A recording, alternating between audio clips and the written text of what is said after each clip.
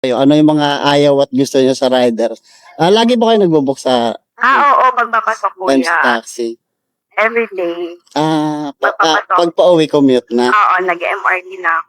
Okay. Sa rider, wala naman akong problema. Pero, yung siguro yung yung hidden lang siguro ng helmet. Though di naman maiwasan. Ayun po, Pero madalas. ito, na-appreciate ko na may plastic para malinis talaga. Kasi at saka pag umuulan ma'am, para hindi mabasa. Oo.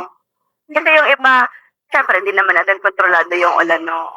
I mean, sana maging lang din, responsible. Opo, okay din po yan kasi may mga rider din po talaga na araw-araw bumabiyahe tapos hindi na sila Syempre na sobrang, pagod na din sila, di ba? Para labahan nila yung papahinga na lang nila. Yun lang naman, wala naman akong problem sa rider. Pero dapat talaga nalinisan syempre. Araw-araw ginagamit kahit once a week. Di ba? Oo, hindi na masama yun. Ayan, sa attitude ng mga rider, medyo kasi ma'am, malapit lang yung nyo Nakapag-experience na kayo malayo, yung booking nyo, may binuntahan kayong malayo, ganun. Wala pa naman. Pag lang siguro mo yung matatanda na rider. Yung parang mairitahin sila. Yung parang umaga pa lang parang masisira na yung araw ko. Kasi parang yung hindi siya approachable. Ayun lang naman. Pero yung mga route na rider, wala naman. Wala naman.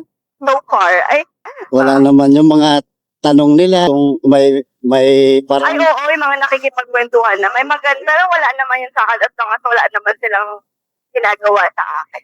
Parang gusto lang malibang para wag kang mainit, ganun. Hindi pa ba naman kayo natatraffic dito? Ano oras na ba? 8:40. Bakit hindi traffic?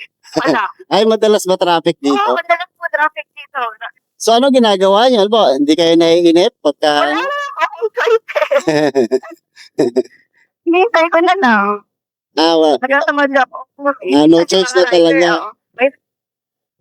May sarili din sila trip. Malakas ang music nila. Ganun. Yan din yung pinagkakalibangan nila. Okay.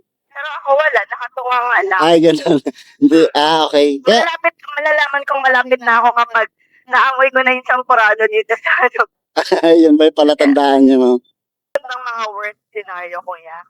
Ako naman so far, palagi kong pinagdadasal ay yung palagi kaming nakarating Lang safe, no? Oo, sa drop-off location. At walang mangyari masama pa. Kasi ang aksidente hindi mo masasabi, no? Lahat naman ng mga rider, layunin nila na mayatid yung safe yung pasahero.